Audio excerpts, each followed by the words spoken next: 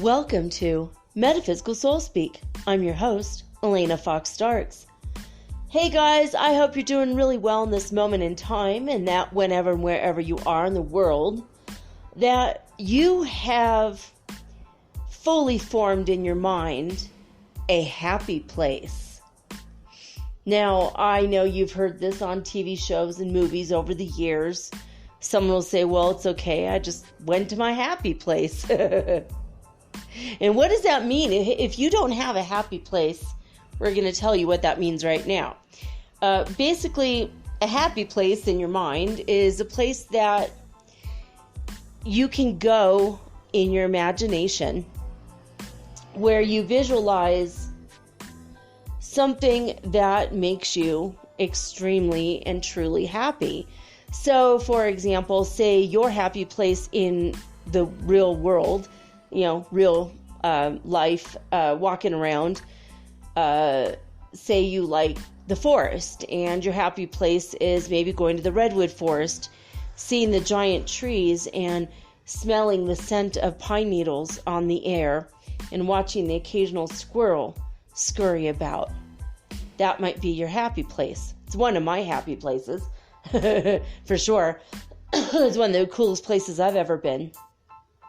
Or maybe your happy place is to be on a tropical beach somewhere where the waters are crystal clear and turquoise blue, and there's palm trees overhead and beautiful people serving you drinks. Maybe that's your happy place. Or maybe your happy place is imagining visiting the ice hotel, and you're laying on a brick of ice with a moose skin over you, drinking out of little ice, carved ice glasses filled with vodka. Maybe that's your happy place. Or maybe it's just laying in a field of wildflowers with your true love on a blanket, just holding hands and watching the sky. Whatever it is that your happy place is, I want you to think about where you've always wanted to go, and you've looked at pictures many times of that place. And maybe you've never been there in real life, but say it's Italy, and you want to lay in the back of one of those gondolas while they sing to you, and you drink wine. Maybe that's it. It doesn't always have to be an alcoholic happy place, but that's like a typical thing for people, having that drink, right? I mean, maybe it's smoking weed, in the middle of a hayfield. That might be your happy place. So, whatever place that you have been in your real life and you love, or whatever place you always wanted to go and you haven't been yet, pick one. You could have more than one, but pick a place that when you think about it, you can't help but smile and maybe even laugh out loud, because it's so awe-inspiring and joyous. And when you think about this place, you feel so alive and so wonderful, and all the stress leaves your mind, leaves your body, and it becomes an all-consuming thought, this place.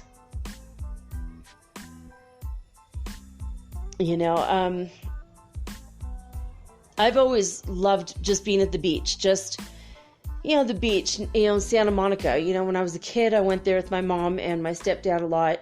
I went to a summer beach too, up north of Summerland, south of Santa Barbara. That was another beach I used to go to. There's a nude beach. And I'd go, this sounds so weird. My hippie parents brought me.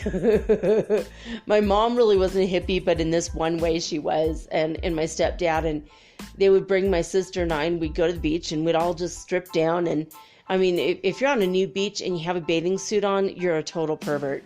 You have to be naked in order to be on the beach. It's so crazy. But we would just go there and just get an all over tan and just enjoy, the view of the ocean and feeling natural. It was just natural. And it made my sister and I felt very comfortable with our bodies after this insane exercise. And we loved it. We loved going there. So we would hang out and literally. And, but when I think of the beach, I think of Santa Monica more often than not, maybe filled with people, maybe in the winter where there's not so many people, and that's always been a place that I loved because it's a place I went with my mom a lot. But I have other places that I can't wait to go. I want to go so bad. I want to see the Arctic. I want to go up there with the snow and the cold, and I want to look at the auroras. I would love to go on an aurora tour. I'd love to have a GoPro camera, maybe on a drone, and just take some awe-inspiring movies and photographs. I think it would be incredible. But I don't know. I mean, whatever your happy place is. I've over the years thought of many different places.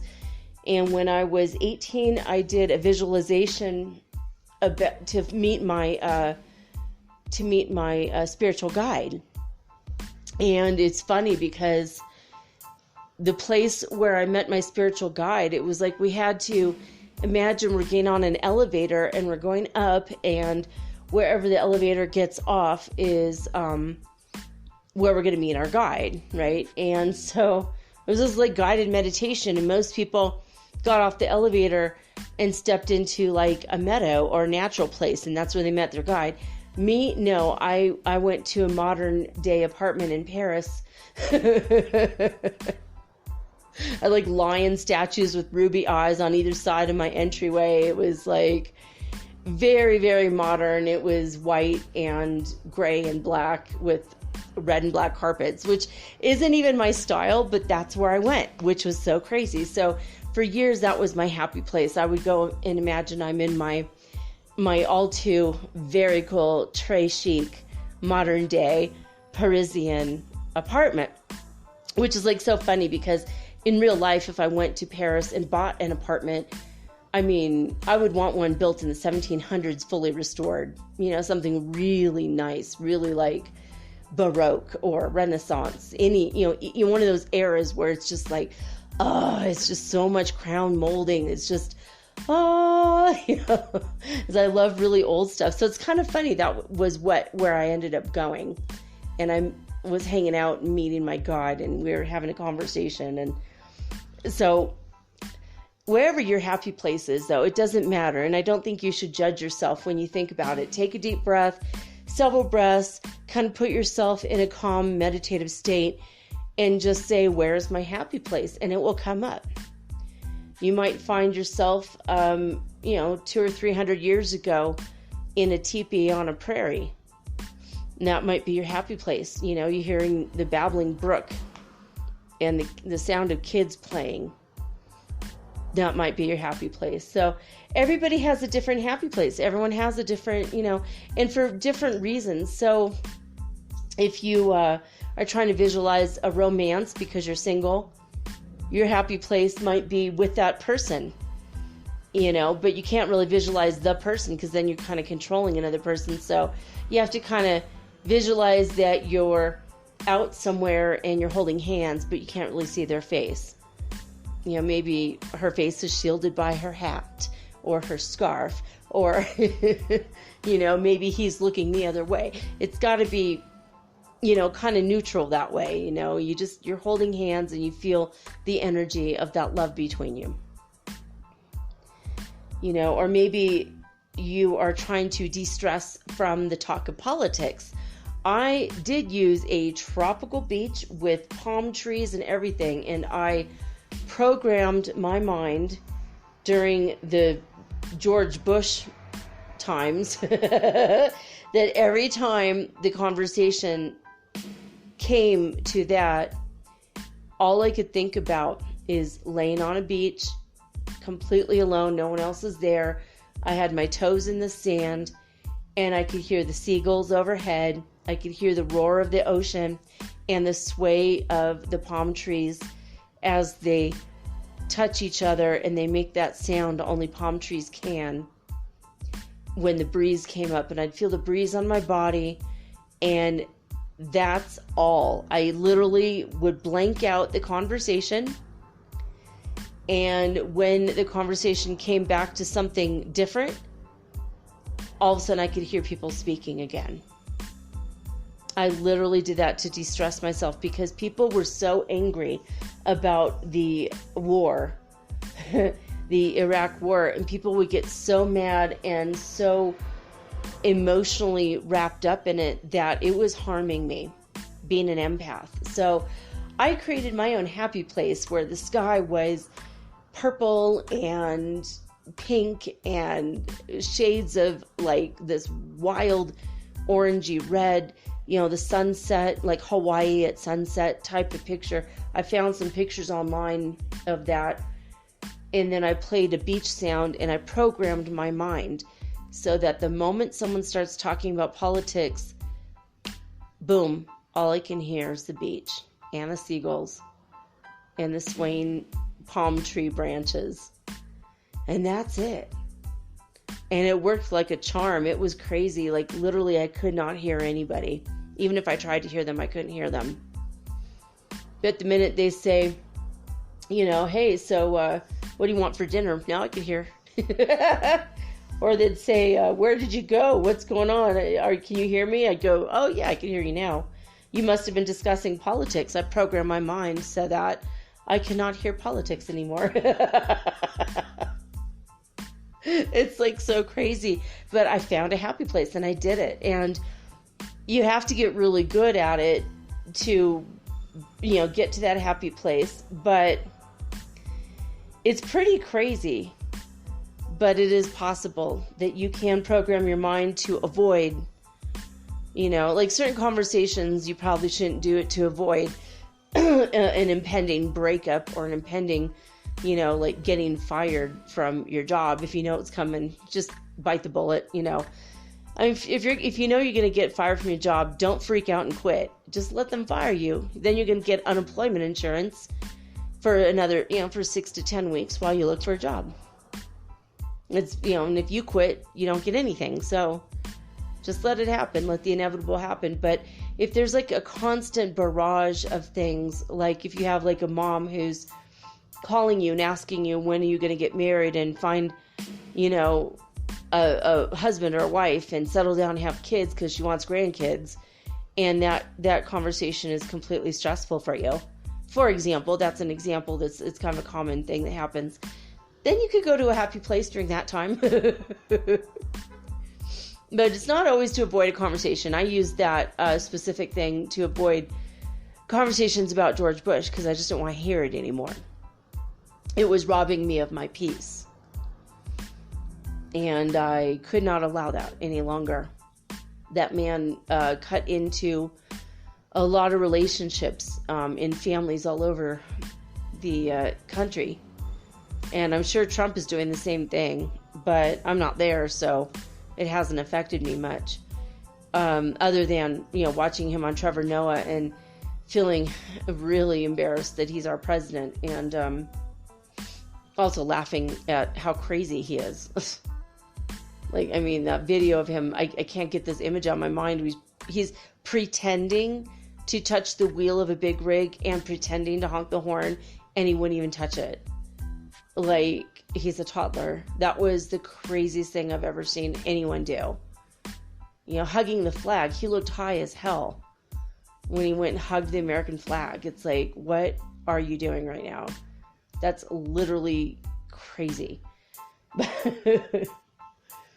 But the happy place thing, it's a scenario that you put in your mind and you work on it. Literally, like, put the sights and the sounds. Maybe it's Hogwarts. Go to an ASMR Hogwarts, like walking down Diagon Alley, it might be something fantastical like that. Or find an enchanted forest, where you're surrounded by fairies, fae folk.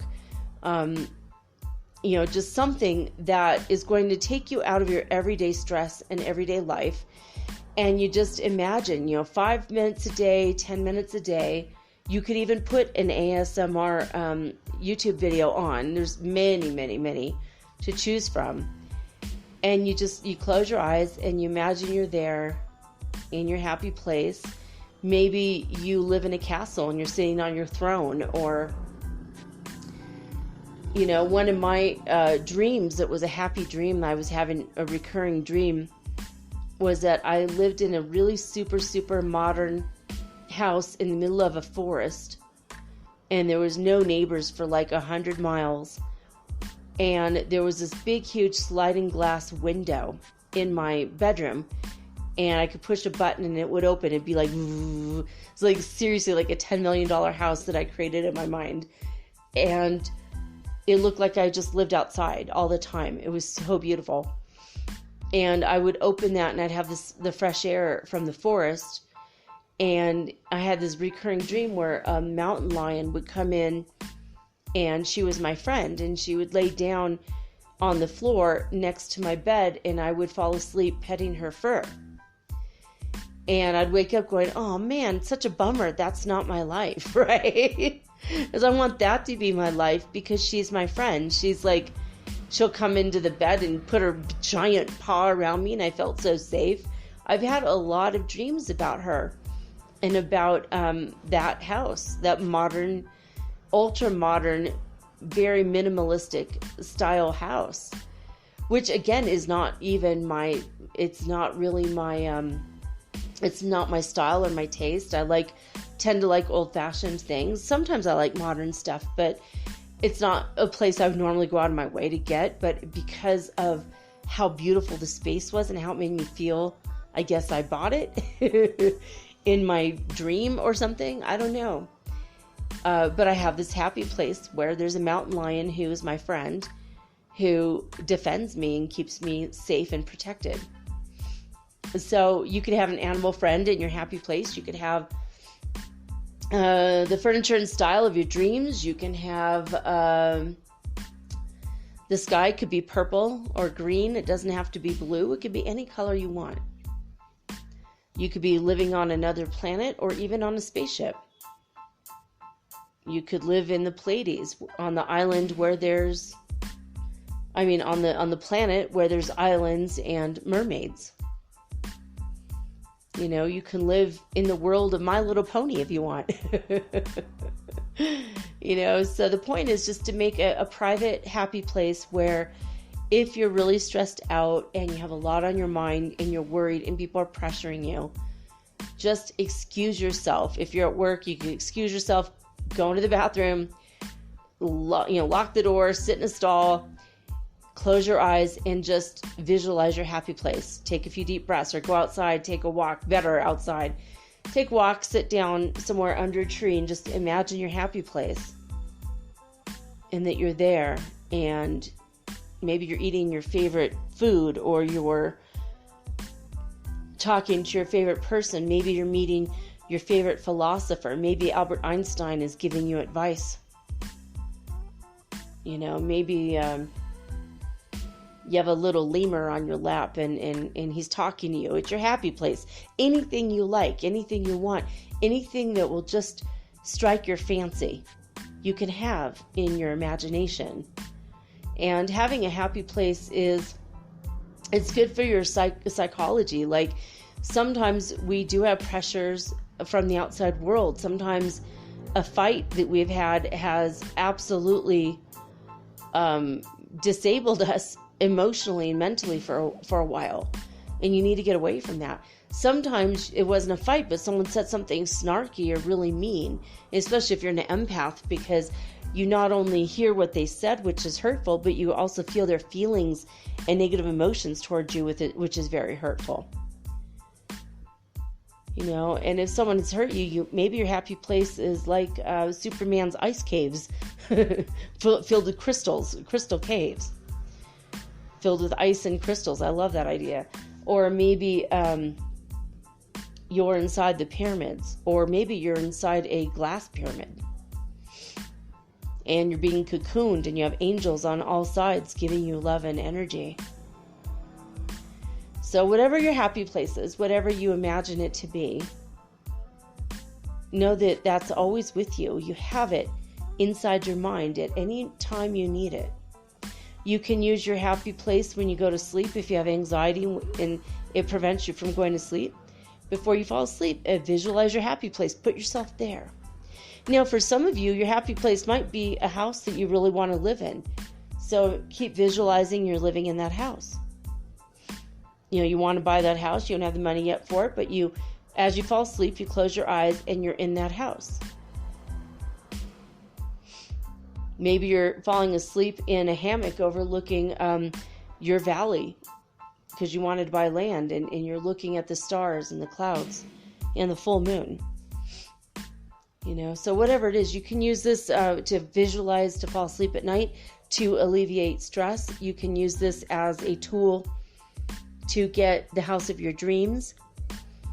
You can use this as a tool to visualize the country you wish to live in.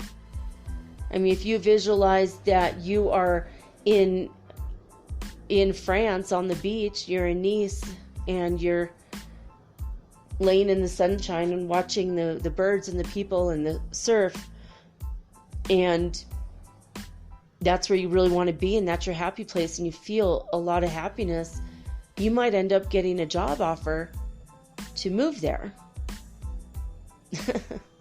Whether it's Nice or Greece or Italy or Spain or Asia,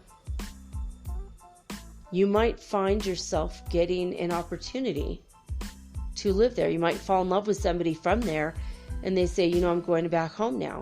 Where do you live? Oh, I live in this city. And you're like, oh my God, that's my happy place. Okay, let's move. So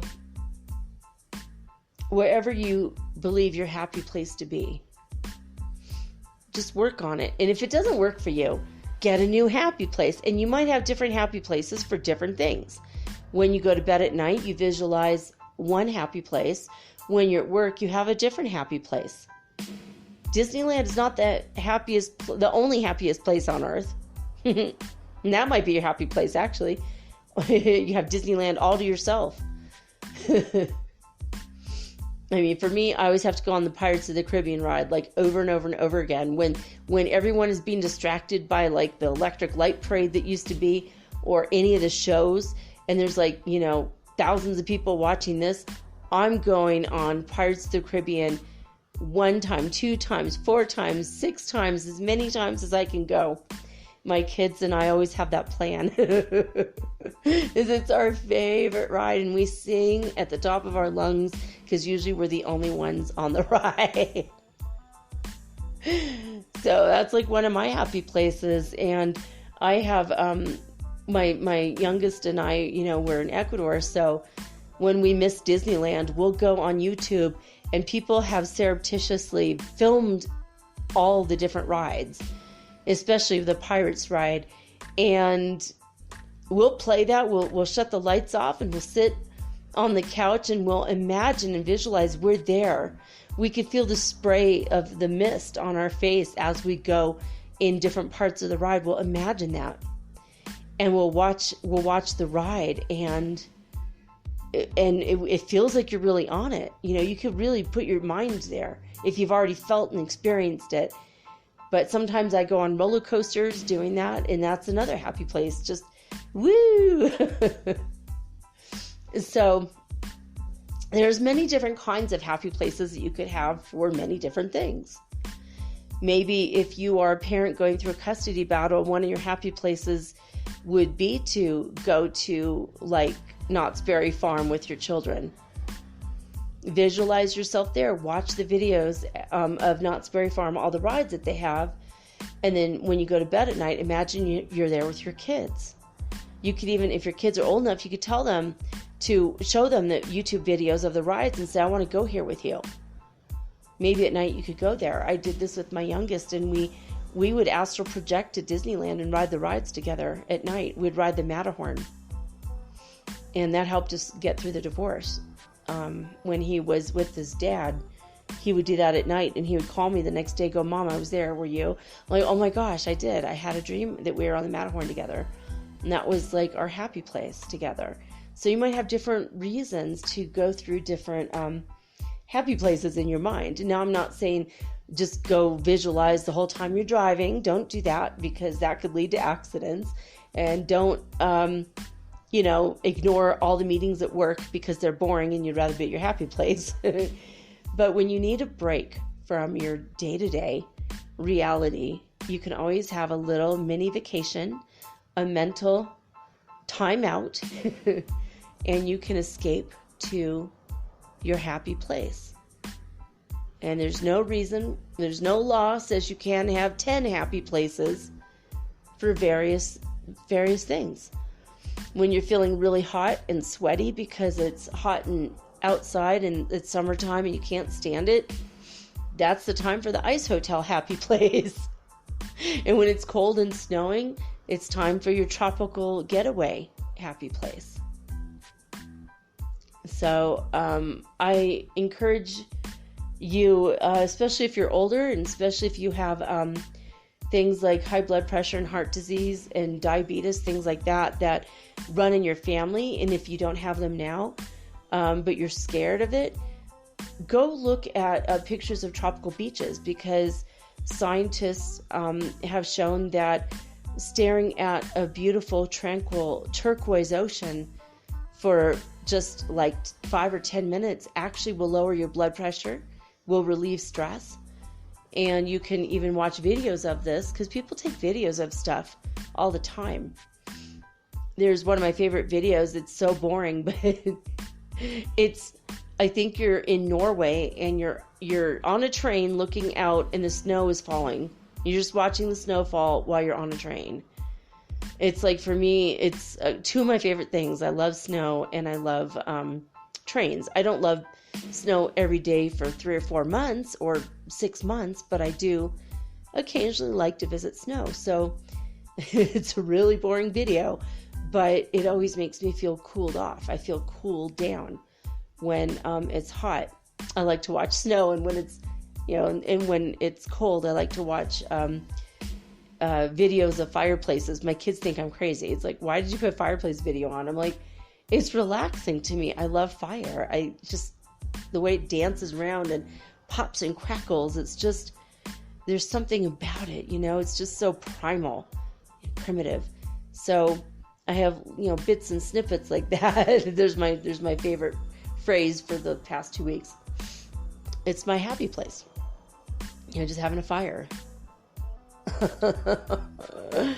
So, I don't know. I saw a kid having a happy place of his own today. He went and he got a bag full of water balloons, and he filled them up. He was filling them up one at a time and running into the alley and just throwing it against the rocks just by himself. I'm like, that is adorable. In his parochial school uniform, his Catholic school uniform. I'm like, that is like so hilarious. I mean, I'm thinking on one hand it's kind of a waste of time, but when you're a little boy, that's like super fun. He was probably 7 or 8 years old. It made me laugh. I'm like, oh, that's like too cute. But that was his happy place, And maybe your happy place is doing paintball, So whatever it is, you guys should come up with it. Come up with, different scenarios for different, different reasons. And so anytime you need to de-stress, don't pop a pill, don't drink your wine. You can imagine you drinking wine. That's better than, and if you're an alcoholic, don't imagine you're drinking wine. Just drink sparkling apple cider. Drink your cucumber water, something that's healthy. So anyway, that's my mini lecture for the day. On spaceweather.com, we have a solar wind speed of 464 kilometers per second. So it's picked up, I think, a little bit since yesterday, but not much. No sunspots. We are on day 17 without a sunspot. Now, this was an interesting article. Subsiding geomagnetic storm. So basically a G1 class geomagnetic storm that began during the early hours of the 19th of February when Earth entered into a high-speed solar wind stream is now subsiding. Arctic sky watchers should remain alert for occasional bright auroras as the event fitfully peters out. So that's interesting. Now, has been a magnetic crack that sparked rare blue auroras. And it says here, yes, there really are cracks in the magnetic field of Earth. One of them opened up on the 18th and sparked some of the strangest auroras in years. Now, first, the night sky turned blue. I'm like, isn't it already blue? But the night sky turned blue over the Lofoten Islands of Norway. And these pictures on Space Weather, I'm telling you, it's worth it. These are beautiful pictures. And they said, let's see, after snow, sleet, and heavy wind all day, the clouds parted for a 2-hour display of spectacular pale green, blue, and purple auroras over the mountains of rain, says photographer Matthew Steinberg. And so I'm looking at these. These are really beautiful auroras. And then says, blue auroras are rare. Auroras are usually green and sometimes red. Those are colors produced by oxygen when it's excited by electrons raining down from space. Blue is a sign of nitrogen.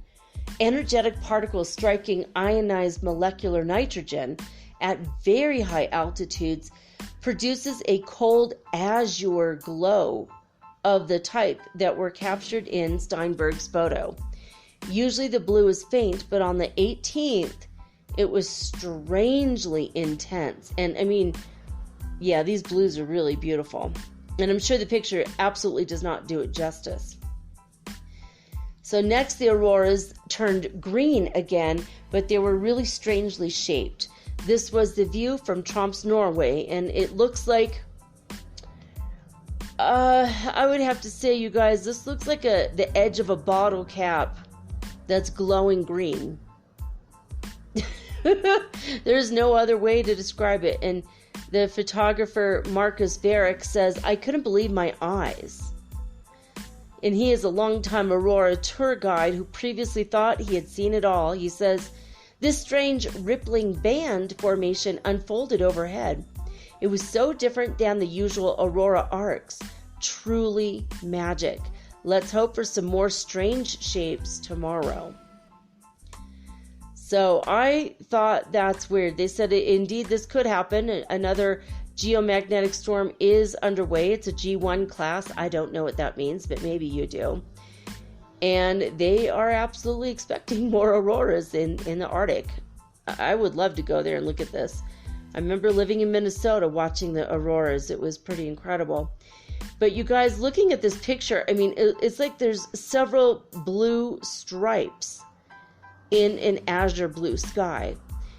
And I've seen those stripes, and my one of my listeners, Michelle, has sent me pictures from Florida that also showed stripes, where every other stripe is pink and then the other ones are blue. I've seen that. In her pictures, I've seen it with my own eyes out here. So I feel like the magnetosphere has cracks all over, and it's not just in the Arctic Circle where we're getting auroras now. And even in the day, I've seen some really strange things. And I just think it's the magnetosphere. I mean, that's the scientific explanation for it. The spiritual explanation is, look at the pink and blue energy that's affecting us right now. And is it? Yes. Of course it is. Of course it's affecting us, because we are affected by everything that's energetic. And that's because of the neutron counts being extremely high. According to Finland, that's what's going on right now. We had 14 fireballs over the United States clocked by NASA in the all-sky, what did I just say right now? What? All-sky fireball network. Now, the coronal hole that is flowing solar winds, besides the winds it hit yesterday, tomorrow and the next day. So Thursday and Friday of this week, expect that to happen. So, all right. I'm looking and seeing if there's anything more on spaceweather.com.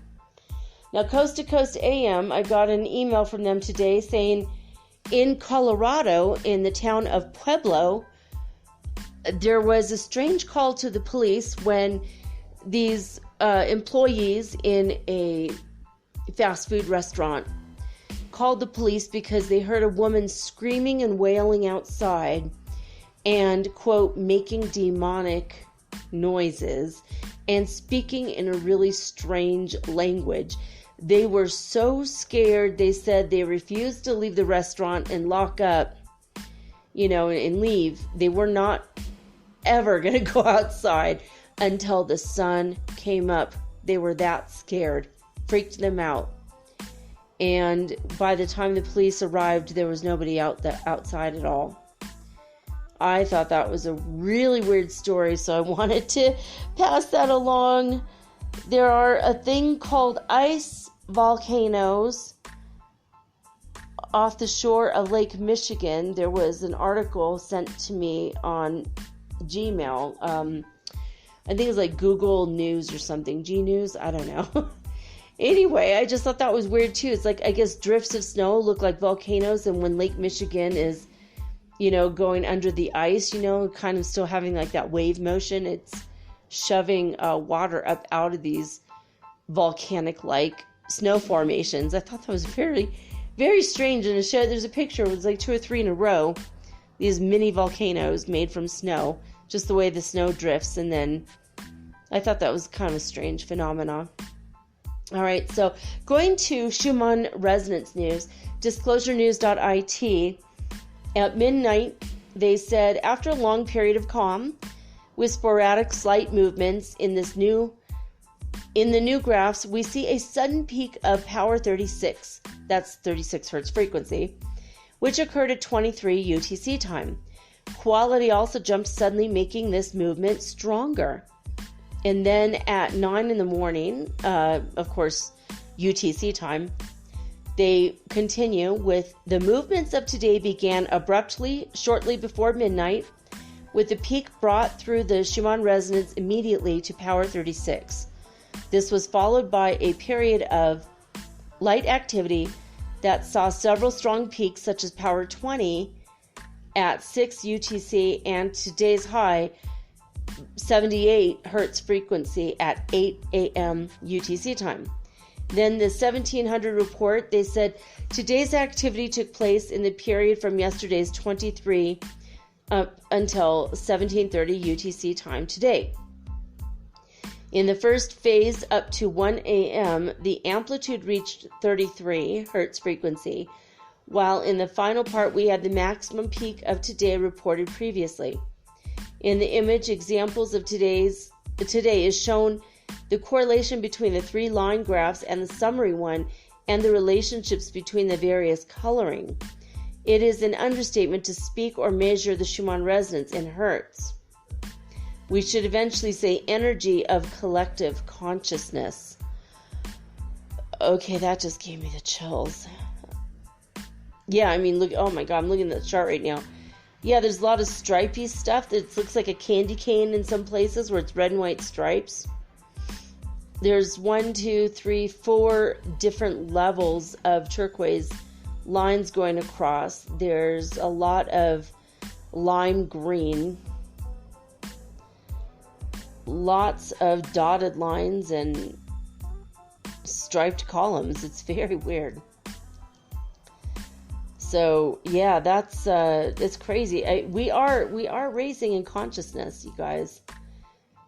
So I wanted to thank you guys in advance for telling people about my show, because we're talking about this in a scientific way as well as a spiritual way. I'm trying to approach it from 2 different angles here, just so we know what's going on. Like, do we have cosmic radiation? Yes, we do. Do we have solar winds? Yes, we do. But you know what that's doing to us? It's helping us raise up in vibration. It's helping us shift and become the crystalline beings that we are meant to be. So it's kind of exciting, actually, isn't it? It's an exciting time to be alive. All right, let's see here. Going to heartmath.org, where they have the Schumann Resonance news from 6 different places on Earth. At midnight, we'll start with California. They started off at 12 hertz frequency. And by midnight, they were at 0 hertz frequency. That's crazy. 0 in California now. So I'm expecting it went right back up again, but we'll see. We'll see. Hofuf, Saudi Arabia, they were at 86 hertz frequency. They're still on an up climb. By 5 a.m., they were 104 hertz frequency on the Schumann Resonance scale.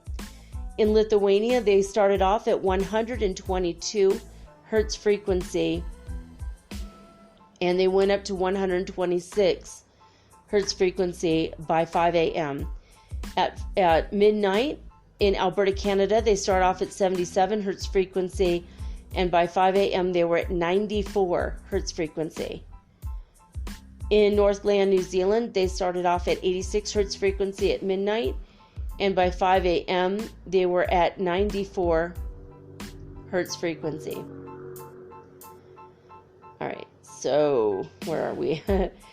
In Honolulu, South Africa, they had dipped down, and now they're back on upswing up. At midnight, they started off at 224 hertz frequency, and by 5 a.m., they were at 257 hertz frequency. So if you've been feeling a little bit wonky, a little bit mentally not totally there, or maybe spacey, I've been having tinnitus all day. My left ear hurts quite a bit. I don't have a fever, but it feels like I have like an ear infection that just suddenly came on like maybe 10 minutes before I started the show. And I feel like it's really nothing. It's probably going to go away in the next hour, but it's just like a massive ringing in my ear. And I started to feel very, very hot. And that means there's a lot of energy coming in. I hold the energy and then I slowly dole it out. My body is like a conduit for this energy. And I push that energy into the earth where it can affect everybody in a positive way. I don't know why. And if this is happening to you, you're probably a light worker like this, where you pull in as much of the light coming in as possible, and slowly it will dissipate through the chakras in your feet into the earth, into the magnetic grid of the earth, or the basically the healing light grid, or whatever grid it's supposed to go to. It will go and it will flow to the people in a gentle way, so that the sleeping ones won't get jolted awake and freak out. At least that's the way I understand it. But I've been doing this for a while, and these hot flash things, I mean, they're happening to children, they're happening to men. It has nothing to do with menopause, but it's definitely happening. So anyway, lesson 237 in A Course in Miracles, that's where we left off yesterday. Remember the lesson from 2 days ago. Basically, God does not want me to suffer this. Wait, let me go. I'm going to look at that. I forgot what it said again. I keep going back a couple times a day to check this because it's pretty intense. I did hear a wild report on Wages World YouTube channel that the Chinese people, the government, has now taken away the money from all the people to quote-unquote scrub it, like they're literally laundering money, and then they're going to return it back after it's been cleaned. And that's making me nervous, because are they cleaning it with that sulfur dioxide? And remember, we had a conversation about that a couple days ago, that sulfur dioxide it could be deadly for people with heart disease and asthma, and most of the people dying of the coronavirus have those things. So I thought that was very, very odd. Oh yeah, God wills it that I be saved from this. I want you guys to say that when you are in a situation that you don't like, or a situation where you feel like maybe this isn't in my best interest. You've just been diagnosed with a disease. Well, God wills it that I be saved from this. Go out and look for your own solutions as well, but ask God to guide you. Prime Creator Universe, you don't have to say the word God if that freaks you out. And same thing with today's lesson. We're going to say the word God, but substitute what word makes you feel better. Is it Divine Mother? Is it Goddess? Is it Heavenly Father? Is it Prime Creator? Is it the universe? Is it the force? Substitute the word that you feel the most comfortable with, because I want you to feel comfortable. And for me, you'll never get judgment on that, because everyone has a different view and a different thing that makes them feel good. All right, so A Course in Miracles is found at acim.org. This is the website for the Foundation for Inner Peace. They're very high vibrational lessons. I always feel good after I read them. I hope you do too. So without further ado, lesson 237 is, now would I be as God created me. Now would I be as God created me. Today I will accept the truth about myself.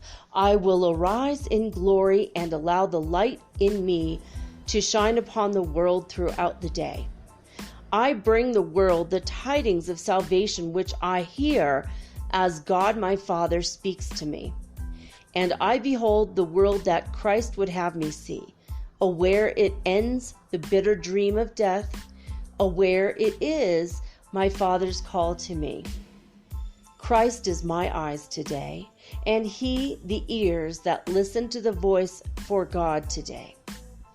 Father, I come to you through Him who is your Son and my true self as well. Amen. Now would I be as God created me. So I think that raised my vibration. How about you?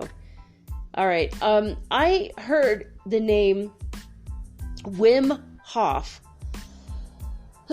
in two places in the last week. One was a reference to him on Gilmore Girls, and one a reference to him on Gaia on the TV show Cosmic Disclosure. They said something about Wim Hof, and so I had that in my mind. A week or two ago, my son took a couple of ice baths, and I didn't really put the connection together with Wim Hof, and then I think I heard or read something about him a third time, and I thought, well, you know what, guys, it's time to do a show about Wim Hof. He's still alive, and he has been called the Iceman. Well, because of some of the crazy things he's done with ice. So I'm going to take a quick break, and when I come back, we're going to talk about the Wim Hof Method, good, bad, and just the plain old bizarre. And take it or leave it. Use this information for yourself or not. But this one might blow your mind. I know it blew mine. I did not know this much about this man before I did my research today. So I'm going to take a quick break, and when we come back, all about Wim Hof, the Iceman, right after this.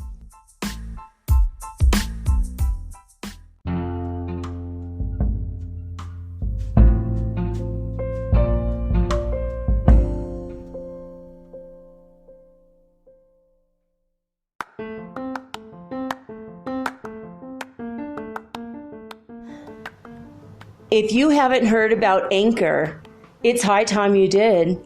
It is the absolute easiest way to make a podcast. First of all, it's absolutely free. Second of all, they have creation tools that allow you to record and edit your podcast right from your phone or your computer. You guys have known that I've been doing this for 8 months using the Anchor.fm app right on my cell phone, and I have done it everywhere, right? I have recorded this in my living room, my bedroom, little cafes in Quito, Ecuador, all over Cuenca. It's so absolutely easy to make your podcast, and editing is just a snap. Anchor also will distribute your podcast for you, and it took me about 2.5 months to become syndicated, and now I'm available on Spotify, Apple Podcast, and many more, and so can you. You can make money from your podcast also, and there's no minimum requirement. You get paid from your very first listener. It is everything that you need to make a podcast all in one place. So please, if you are interested in making a podcast of your very own, do not hesitate to start with Anchor. Download the free Anchor app or go to anchor.fm to get started today.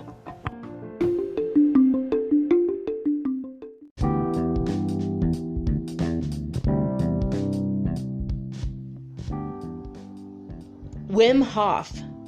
His name is magical. Wim is spelled W-I-M. His last name, Hof, is spelled H-O-F. There's just something so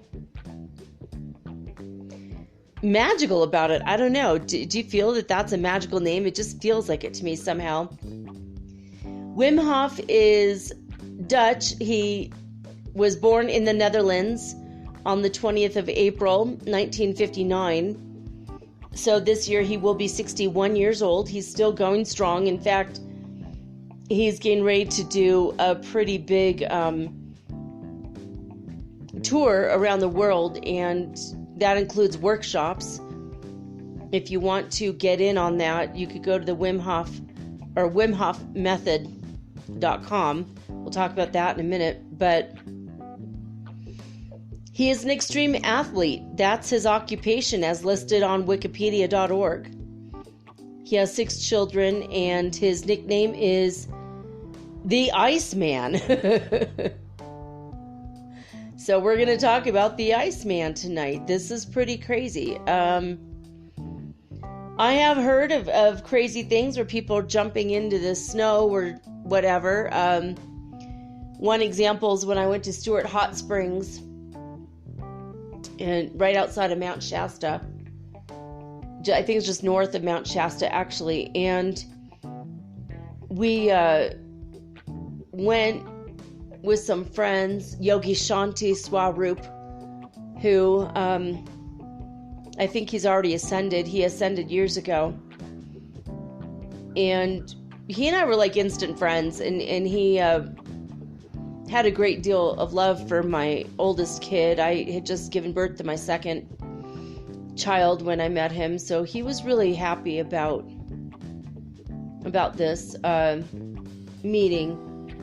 And I learned a lot from him. He called me Aruna, which means bright morning sun, because my face reminded him of the bright sun in the morning. I'm like, that's ironic because I'm not a morning person. But when we went to Stewart Hot Springs, they have like these little individual booths with bathtubs. You go in and you're assigned, and you go in and lock the door, and you take off your clothes, you get in the bathtub, and you turn on the hot water. And it's water that's underground. It comes from the underground. It's like volcanic water. It has volcanic glass in it, so you can't even touch yourself. I learned that the hard way when I accidentally itched my nose. Oops. Had a glass cut on my nose for a couple weeks. But you do that, and then you go into the hot sauna right after. So you sit in the water, which is lukewarm to a little bit warm, like not totally hot.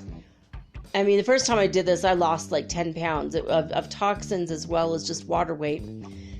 Excuse me. Speaking of volcano, I'm like so congested still from breathing in volcanic ash. That's particulate matter in the air here from like yesterday or the day before. It was like 2 days ago. And the wind shifted again, so it's not ashy outside now. But anyway, at this Stewart Hot Springs, we would do the bath, which was tepid, and then we would, after an hour of that, we'd get up and very carefully not touch our skin because of the glass problem. And then we would go into the hot sauna, and then we would go outside. They said go outside because it was cold and snowy, and a lot of people were jumping in the creek and throwing themselves naked into the snow after this, and they felt great. They're like, oh, this is amazing. Shock to the system, but you feel great afterwards. So I've heard of that. I also have heard of the Polar Bear Club. I'm sure you guys have heard of the Polar Bear Club, where men in their 60s, 70s, and 80s, some even in their 90s or more, go swimming as soon as the ice breaks in rivers and lakes. They just don their little snorkels and their Speedos and hop on into that icy frozen lake after the top of the lake has thawed. First swim of the spring. And they say it's invigorating. They love it. It really braces up your system. And I thought these things were extreme until I started reading about Wim Hof today. This guy's, well, you'll see. You'll see what I mean. So, according to Wikipedia.org, Wim Hof, known as the Iceman, is a Dutch extreme athlete noted for his ability to withstand freezing temperatures. He has set the Guinness World Records for swimming under ice and prolonged full body contact with ice. He still holds the record for a barefoot half marathon on ice and snow. And he attributes these feats to his Wim Hof Method. And this is a combination of frequent cold exposure, breathing techniques, and meditation. Now, there's a little note about skeptics, which means a skeptic went onto Wikipedia and changed it.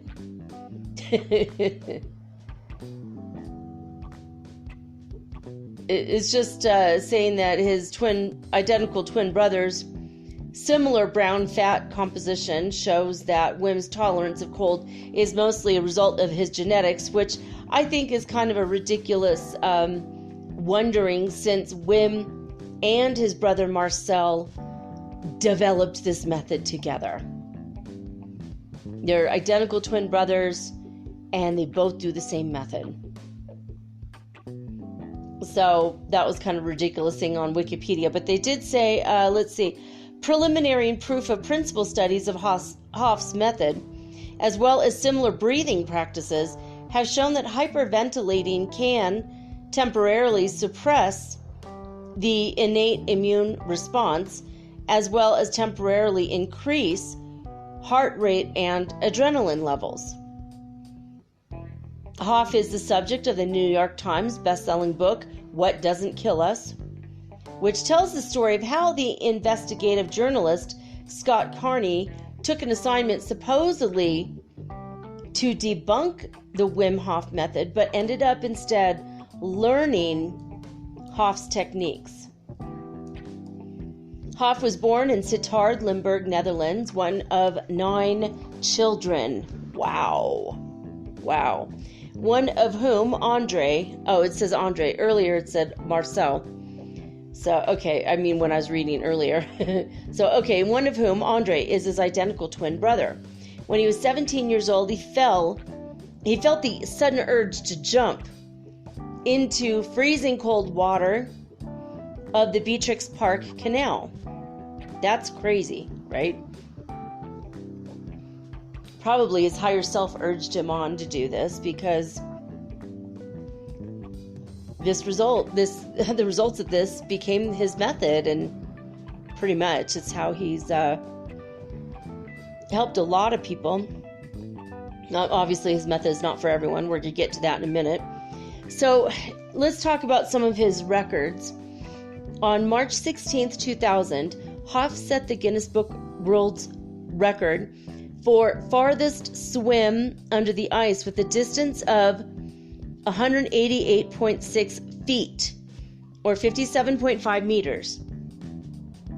The swim at a lake near Pelo, Finland, was filmed for a Dutch television program, and a test run the previous day almost ended in disaster when his cornea started to freeze and he was swimming blind.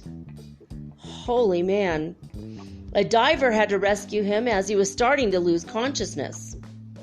A new record of 76.2 meters or 250 feet was then set by Stig Severinsen in 2013. Stig, that's a crazy name. S-T-I-G. But he now is, I guess, the record holder. Maybe, yeah, okay, we'll see. We'll see. We have more records here. On January 26th, 2007, Hof set a world record for fastest half marathon barefoot on ice and snow, with a time of 2 hours, 16 minutes, and 34 seconds. Of course, it's not saying how long the marathon is. I mean, if it was only a mile, that's horrible. I'm sure it wasn't, but why don't they say it? That's kind of crazy. Hof has set the world record for longest time in direct full body contact with ice 16 times, including 1 hour, 42 minutes, and 22 seconds on January 23rd, 2009. 1 hour and 44 minutes. Ooh, 144, guys. That's magical. 1 hour and 44 minutes in January 2010. 1 hour and 53 minutes and 2 seconds in 2013. And then this was surpassed in 2014 by Songhao Jin of China with a time of 1 hour, 53 minutes and 10 seconds.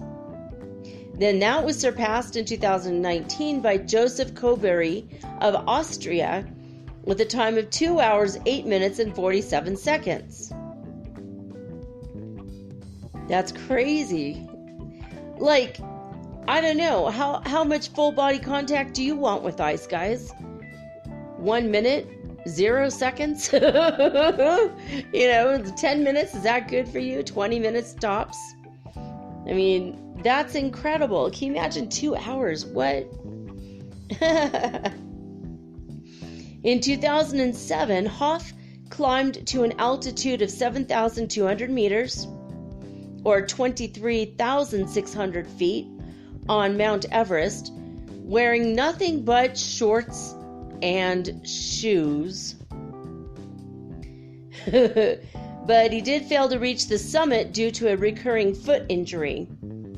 In 2009, February, Hof reached the top of Mount Kilimanjaro within 2 days, wearing only shorts and shoes. In September, he ran a full marathon in the Namib Desert without water under the supervision of Dr.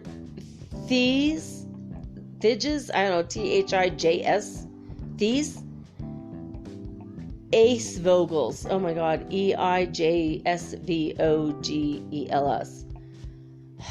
That's a crazy name. These Eisvogels. Yeah, ice probably. Eisvogels. I think that's how you say it. If you're Dutch and you're listening to this, please forgive my pronunciation.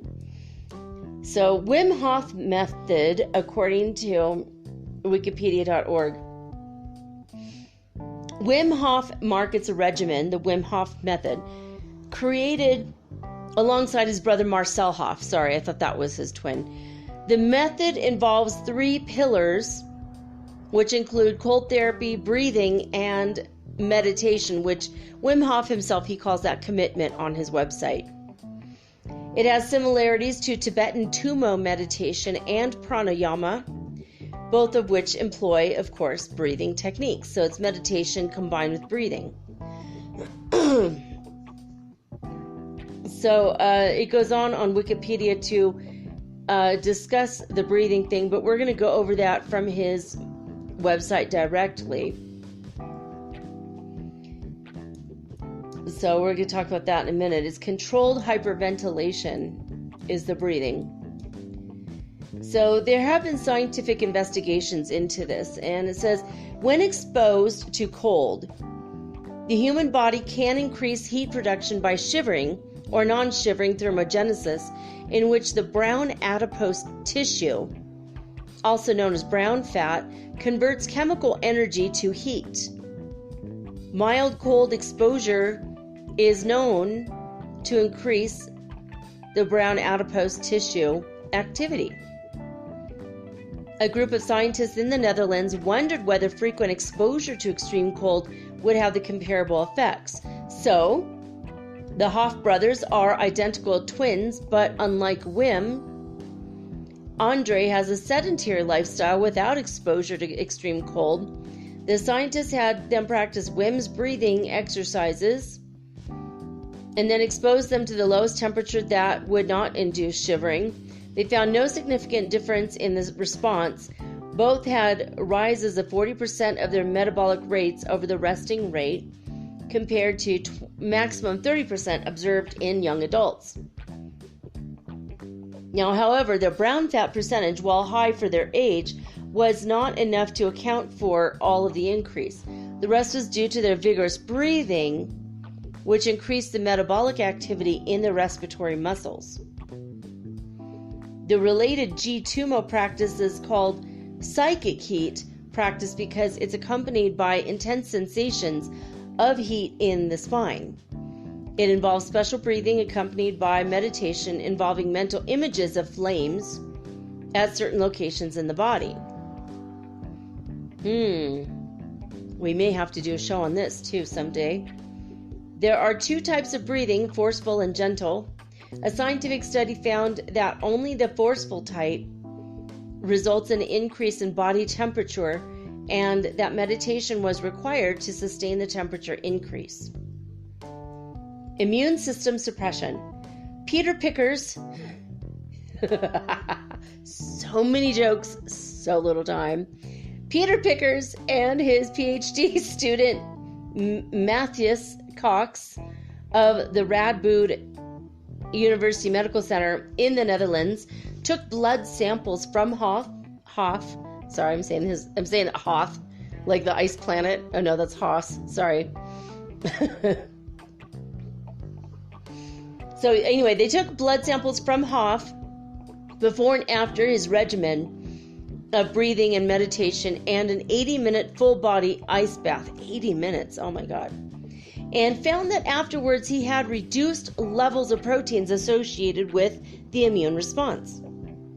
Now, Pickers and Cox,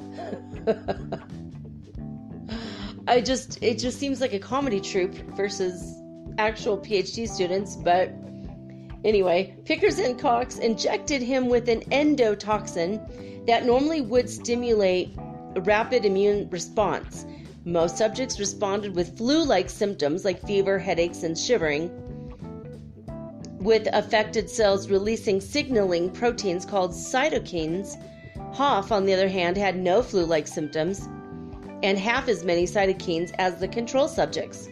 Moreover, later, after he had trained some volunteers for a week, they too had reduced symptoms. Pickers and Cox attributed the effect on the immune system to a stress-like response. In the hypothalamus, stress messages from the brain trigger a release of adrenaline, which increases the pumping of blood and releases glucose, and both of which can help the body deal with an emergency. It also suppresses the immune system. In Hof and the trained subjects, the adrenaline release was higher than it would be after a person's first bungee jump. It's not yet known which part of the training, cold exposure breathing, or meditation is primarily responsible for that effect, or whether they are long-term training effects. So, of course, they don't know. Are there controversies surrounding this method? Oh, you bet your sweet bippy. People have died while attempting the Wim Hof Method. 4 practitioners drowned in 2015 and 2016, and the relatives suspected the breathing exercises were to blame. Yeah, trying to do these breathing exercises in water, hello, you're hyperventilating. Bad mix. Bad mix. I mean, that's as bad as bringing a basket full of newborn kittens to a rock concert kind of bad mix. The Wim Hof Method website advises doing the exercises in a safe manner and location.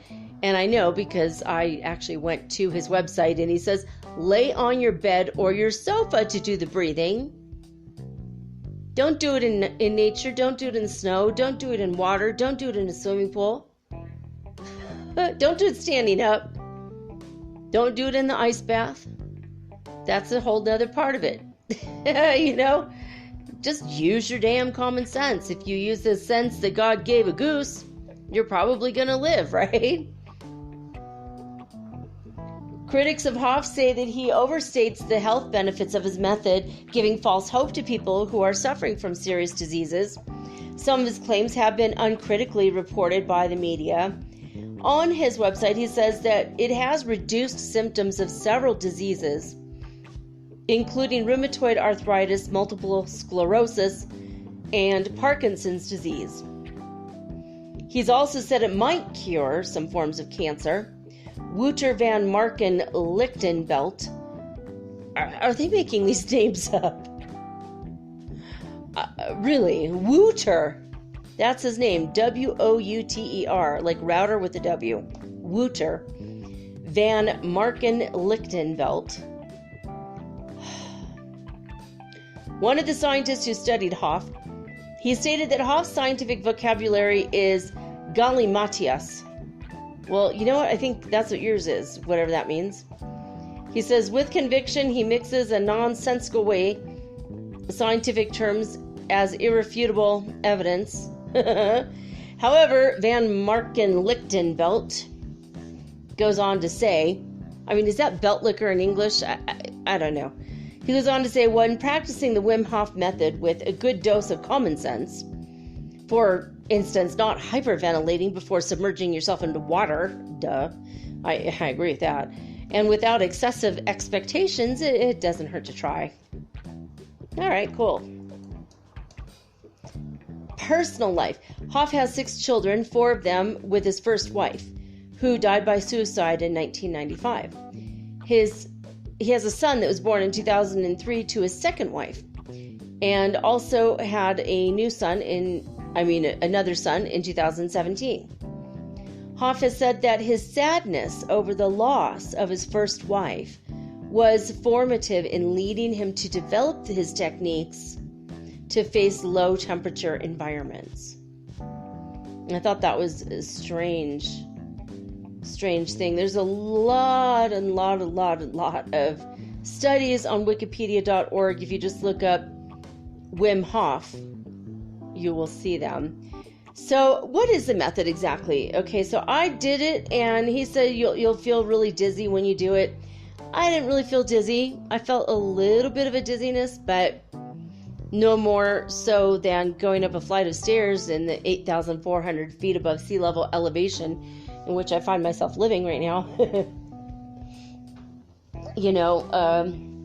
I get dizzy quite often living up here because it's very little oxygen, so I find myself taking a lot of deep breaths here. And the weird thing is, when you live at a high elevation like this, they do tell you that it reduces your chances of ever developing lung cancer.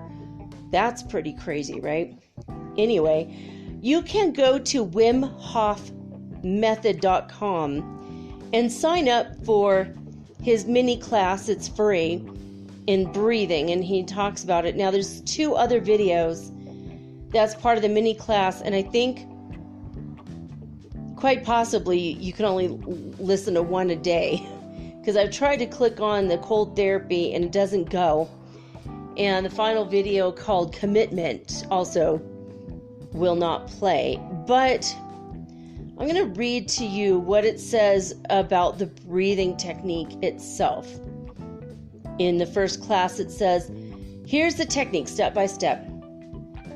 Step 1 is get comfortable. And in the video, it shows Wim Hof. He says, look, lay down on like a yoga mat with a pillow or on your bed or on your sofa. That makes sense. Don't stress yourself out. Don't go outside in nature. Just lay down where you're comfortable in your bed, where you're not likely to pass out. So number 1, get comfortable. Step 2, breathe in and out continuously for 30 to 40 times. And he says you have to breathe in with your belly and then your upper chest, and then imagine that the flow of air also goes into your head. And he says don't breathe like rigidly, just be comfortable and natural about it. Just breathe in and out continuously, but he says don't try to release all the extra air in your lungs. Just try to breathe very deeply, 30 or 40 times in a row. Step 3, breathe out and retain the breath hold as long as you can without force. Step 4, after retention, take a deep breath in and hold it for another 10 to 15 seconds. Again, without force. Step 5, repeat the entire process for another 3 rounds. So before I recorded this, I did 1 round. And I felt a little lighter, I guess. A little dizzy. Not a lot, just a little bit. No more than I do after taking a bong hit and holding it, or my inhaler and holding it. So anyway, speaking of bong hits, I found another article about him I thought was interesting. And this is from highexistence.com. And the name of the article is The Wim Hof Method Revealed: How to Consciously Control Your Immune System. Now, I did want to mention another extreme thing that I knew about as far as taking ice baths. My ex-boyfriend, a number of years ago when he was 50 years old, he joined an international mixed martial arts competition. And he actually took 15th in the world because he made one mistake, and he would have been like 3rd in the world or something because the guy he fought, I don't know, something to do with it. You know how that goes. Like, it's like you make one mistake and now you're way down on the list, but he would have been like 3rd or 5th in the world. He ended up in a mixed martial arts competition magazine. There's a couple really good pictures of him. And so he became, I guess, slightly famous. But he was 50 years old, competing against men in their 20s. And the oldest man after him was like 36. So that's pretty damn badass for being a 50-year-old, right? But he told me that, and I asked him about it, because how do you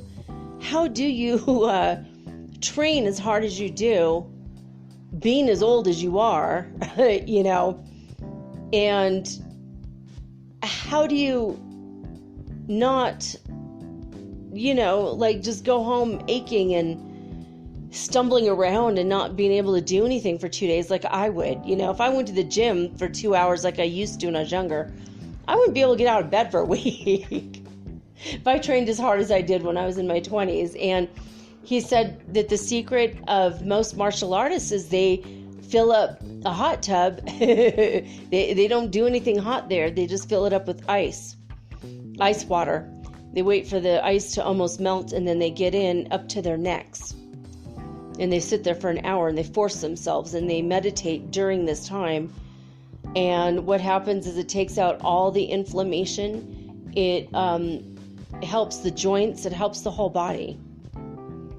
And it helps the recovery time, and it cuts the recovery time by more than half.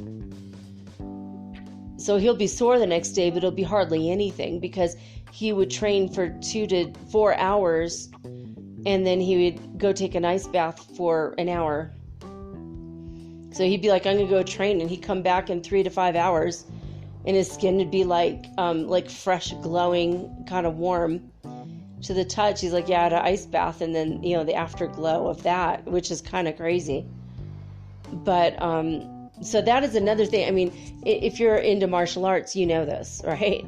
If you've ever had an injury, you know to put ice on it, right? So ice is, and I told you guys multiple times, I ice my back, I ice my spine all the time.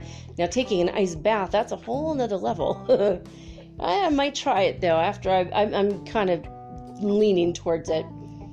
So, all right, let me read this article to you guys. This is by Jordan Lehuan on highexistence.com. So, pretty much the beginning just says, about what I already told you about his 20 Guinness World Records for withstanding extreme temperatures and, climbing Mount Everest and Mount Kilimanjaro in his shorts and shoes only, staying comfortable in ice baths for hours, and running a full marathon in the highest desert on Earth when it was 122 degrees Fahrenheit out without water and food. So Wim is able to accomplish these feats with ease through the use of his Wim Hof Method, a breathing technique that allows you to control the autonomous systems of the body. However, the most earth-shaking effect of the Wim Hof Method is the ability to consciously control the immune system to fight off diseases. Our immune system plays a significant role in almost all devastating diseases plaguing the modern world, and finding a way to improve it can help us discover new avenues for medicine, according to the article. There's some pretty incredible pictures of Wim Hof just kind of hanging out in his pink Hawaiian shorts and hot green laced climbing shoes, just hanging out in the snow. There's a picture of him swimming in icy waters. It looks like Finland or something. It's like pretty crazy. He's like next to a glacier with his arms above his head raised. It's crazy. So Wim is currently working with a group of university researchers to prove anyone can do the extraordinary things that he does. And he took 12 participants without prior training and instructed them over the span of a week.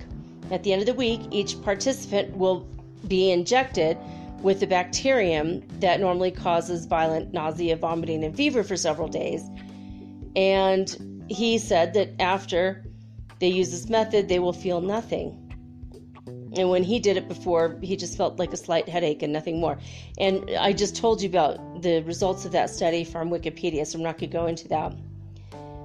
So Wim came recently to do a workshop with the Valhalla movement team and explained that he wants as many people to know about this as possible, because his vision is to have a world without sickness.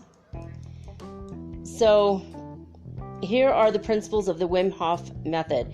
And they say that they highly recommend you taking his online course or one of his workshops to understand fully all the ins and outs of the actual method itself. The Wim Hof Method is similar to Tumo, inner heat meditation, and pranayama, yogic breathing, which we've already discussed. Yet it's entirely different than that. While Wim has studied yoga and meditation for many years, this technique primordially comes from what he terms cold, hard nature. I suppose so. You live in the Netherlands. It gets pretty cold there, right? By subjecting himself to the bitter conditions of nature, he did learn how to withstand the extreme forces of cold, of heat, and of fear. If you learn this method or technique correctly, it will empower you to do the same. The first part of the method is a breathing exercise, which can be likened to controlled hyperventilation. And they say, of course, this is an oxymoron, because hyperventilation is something that happens involuntarily. But if you imagine the breathing part without stress triggers that normally cause this way of breathing, the image will consist of rapid breathing that makes one languid, invigorates one, makes one high on oxygen. One mechanism of this practice is the complete oxygenation of your blood and cells. So obviously, don't do this without the approval of your medical caregiver, while standing up, while driving, or underwater, or in water of any kind. And this is completely at your own risk if you guys decide to try this.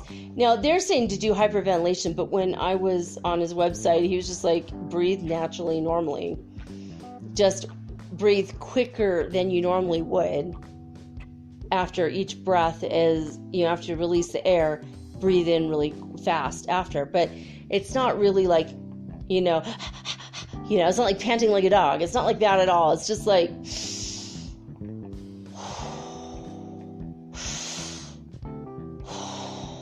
like that, basically. But when you're laying down, you can pull in more air. So this is how you do it. I'm going to tell you right now. Number 1, get comfortable, close your eyes. Sit in a meditation posture or whatever is most comfortable for you. Well, Wim Hof himself says just lay down on your bed, put a little pillow, a short, like a small pillow underneath your head.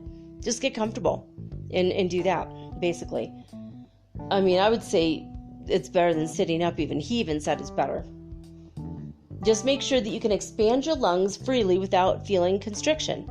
It's recommended that you do this right when you wake up in the morning, when your stomach is still empty, and before you've had your breakfast. Number 2, warm up. Inhale deeply and really draw the breath in until you feel slight pressure from the inside of your chest on your solar plexus, which is right below your lungs in the middle. Hold this for a moment and exhale completely. Push the air out as much as you can and hold this for a moment, and then repeat this warm up 15 times. This is like kind of round 1. Number 3, do 30 power breaths. So imagine you're blowing up a balloon. Inhale through the nose and exhale through the mouth in short but powerful bursts. The belly is pulled inward while you're breathing out and pulled outward while you're breathing in. Yeah, obviously. Keep a steady pace and use your midriff fully, meaning don't hold your stomach tight in the muscles to keep it looking skinny. A lot of women do that. I know I grew up, trained to do that. Just do full deep belly breaths. Don't worry about what you look like right now, because this is for your health. So close your eyes and do this around 30 times or until you feel your body saturated with oxygen. The symptoms of that is lightheadedness, tingling sensation in the body, and electrical pulses or surges of energy. Number 4, scan your body. During the 30 power breaths, delve into your body and become aware of it as much as possible. Trace your awareness up and down your body and use your intuition as to what parts lack energy and what parts are overflowing with energy. Scan for any blockages between the two. Try to send energy and warmth to those blockages and release them deeper and deeper as you breathe. Tremors, traumas, and emotional releases might come up. This can be likened to Kundalini rising. I don't know about that. Go back to my Kundalini episode I did last year. You'll know that it's not at all what it feels like. Not even close. Feel the whole body fill up with warmth and love, and feel your negativity burning away. Often people will report swirling colors and other visual imagery during this exercise. When you encounter them, go into them, embrace them, and merge with them. Get to know the inner world and how it correlates to the feeling of tension or blockages in your body. Number 5, the hold. After the 30 rapid succession of breath cycles, draw the breath in once more and fill the lungs to maximum capacity without using too much force. Then push all of the air out and hold for as long as you can. Draw the chin in a bit so as to prevent air from coming in again. Really relax and open all energy channels in your body. Notice how the oxygen is spreading around in your body. Hold the breath until you experience the gasp reflex on the top of your chest.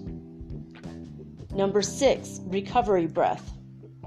Inhale to full capacity, feel your chest expanding. Release all tension in the solar plexus. When you're at full capacity, hold the breath once more. Drop your chin to your chest and hold for 15 seconds. 10 if that's more comfortable. Notice that you can direct the energy with your awareness. Use this time to scan your body again and see where there is no color, no tension, no blockages.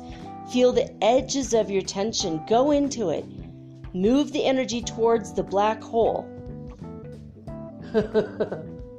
I guess that, for me, it'd be like white. I would just have like a white light which contains all colors and none at all. So that's how they visualized it, I guess. They say, feel the constrictions burning away, the dark places fill with light. Yes, exactly. So relax the body deeper. As you move further inward, let everything go. Your body knows better than you do. And after 15 seconds, you've completed the first round. So basically, it says start with 1 round and then increase to 2 and eventually to 3. It says, if you feel dizziness or pain, get out of the posture and lie on your back. See, I say lie on your back the whole time. And stop if you feel too dizzy or if you're feeling pain. Just wait, try it again tomorrow. And just try to improve a little bit every single time. So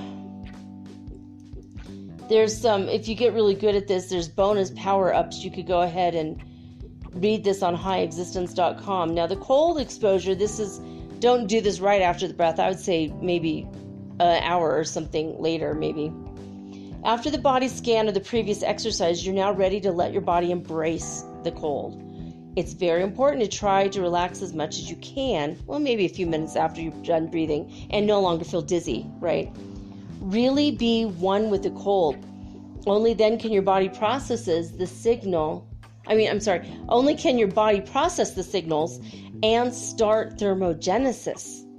And Wim says the cold is your warm friend.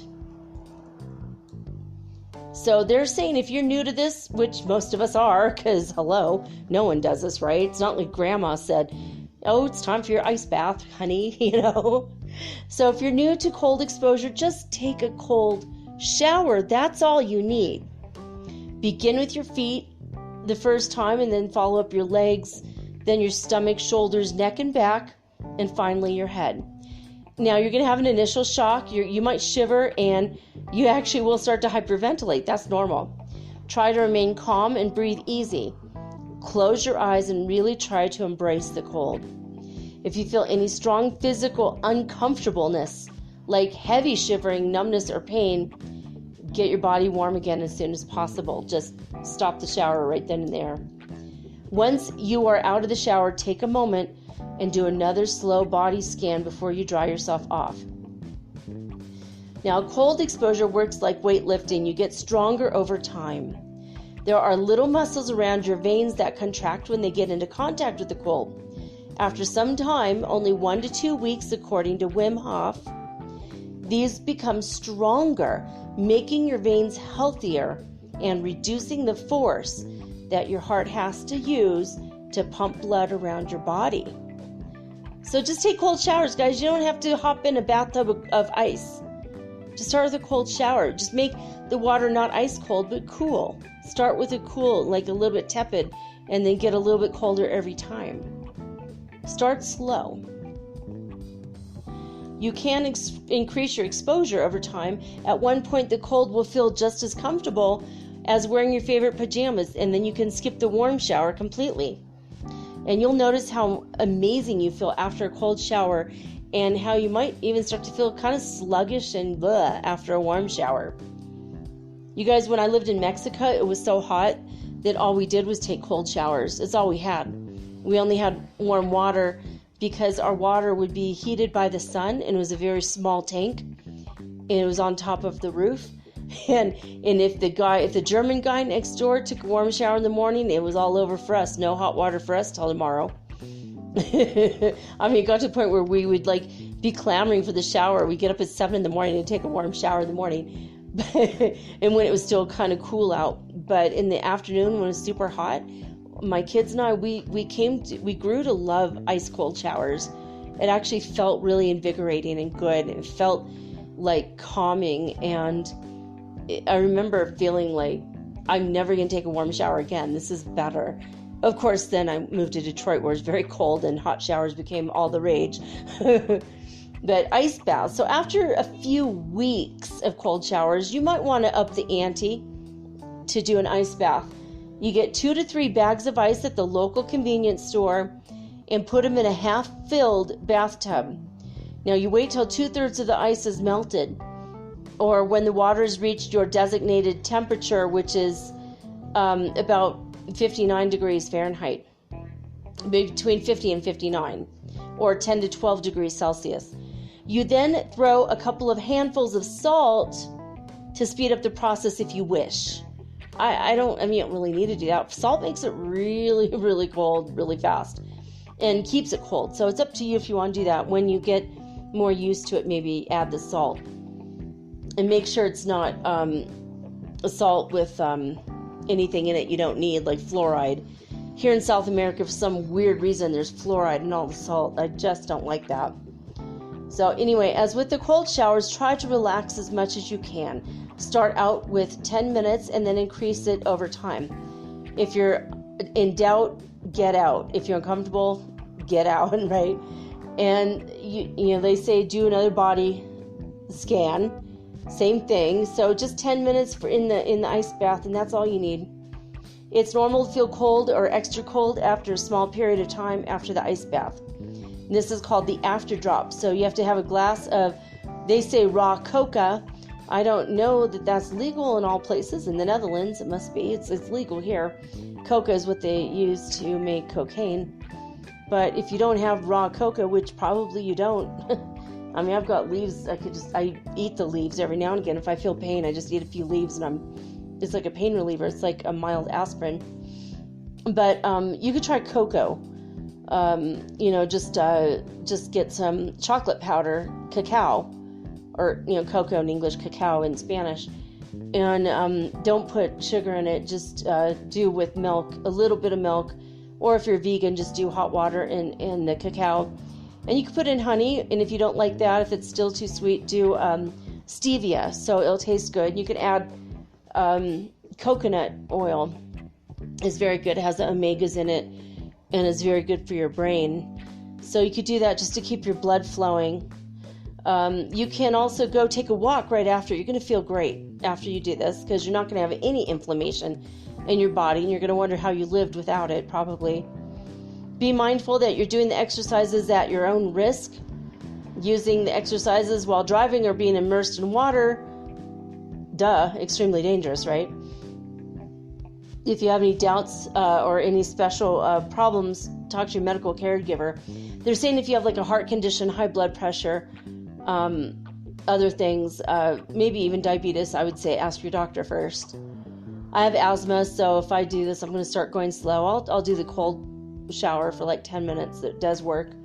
I actually do take kind of a cold shower at the end of my normal shower because it's better for your hair.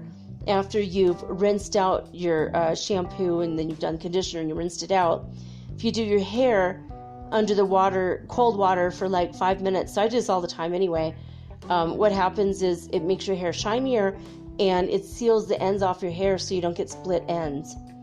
So there's a beauty tip for all of you, not just the ladies. This is for everybody. It's good for men's hair as well. But it says if you do these exercises, they are extremely powerful when you're consistent with it, and that's your intent to have a commitment to it. And you make sure you're safe, then you won't harm yourself or anyone else in the process. Try it and figure it out. Remember, the cold is your warm friend, according to Wim Hof. So I thought that was interesting. I can't believe this is who this guy is. I can't believe it was just, his name was mentioned in passing by 2 different people, and I think I heard it in a third, maybe like a video on YouTube, and it was just like, people go, well, Wim Hof, and then they don't really explain who he is or what he's done. And I'm like, I've heard this name before, but I wasn't sure what the deal was with him. And today I'm like, what should I do today? And Prime Creator said, do a show on Wim Hof. I go, do you want me to do a channeling? He said no. And I said, do you want me to talk about someone who's famous and done something extraordinary? He said, yes, Wim Hof. And I'm like, oh my God, there's that name again. Who the heck is Wim Hof? Well, this is who it is. So I hope you've enjoyed this episode of Metaphysical Soul Speak. If you want to learn about his classes or about his methods, just go to wimhofmethod.com. You could sign up for the mini class. It's free. It's really interesting. And he also has workshops like all over the world coming up, even one in Ecuador. So I'm going to look into that. I don't know if I'm going to do it. And if I do, I might try to interview him for the show. But I doubt it. It looked like it might be a little bit expensive for me, but we'll see. Anyway, well, that's it, guys. Again, thank you for liking, sharing, subscribing, and forwarding to your friends, your mailing lists, and your Facebook groups and your Instagram followers. I'm always appreciative of that, and Twitter as well. I'll be back tomorrow with all unique and original programming, just like always. Remember that I really love you guys, and I'm here doing the show because I care and I want to help you increase your life on all levels: physical, mental, emotional, and spiritual. So we go over a wide variety of things on the show that will improve your life in one way or another, or the lives of those around you. You might learn something that you go, well, ice baths? Oh, hell nah, not for me. But you know what? I know someone who has arthritis, and this might help her or him. So take it with a grain of salt. And the ice bath as well as the advice. If you like it, do it. If you think, well, I'm going to pass on this one, but boy, is that interesting. And if nothing else, this is going to serve you in the future when someone says, well, Wim Hof. You could go, I know exactly who that is. So I can't believe it was on the Gilmore Girls. I really just can't believe it. But, it is what it is. It's so cool. So tomorrow I am scheduled at least to learn Creole cooking, and I can't wait. I'm going to go with my son to a class downtown here in Cuenca, and I'm excited. We're going to learn to make jambalaya and red beans and rice, and I can't remember what dessert, but I love Creole food, Cajun food, and I was shocked, but we are doing this, and the money goes to help refugees in the area. There is a work crisis here. People can't find jobs, which is why my son and I are going to create a business. And now we have to wait till Mercury goes direct on March 9th to start. But, we're going to go learn some food tomorrow. It's going to be super exciting. So wish me luck. And I hope you guys have a wonderful Thursday tomorrow, and that you've had a good day and evening tonight. And like I said, I'll be back tomorrow. But right now, I'm signing off with peace and joy and the high vibes of the holy fifth dimension. Till next time, guys. Peace.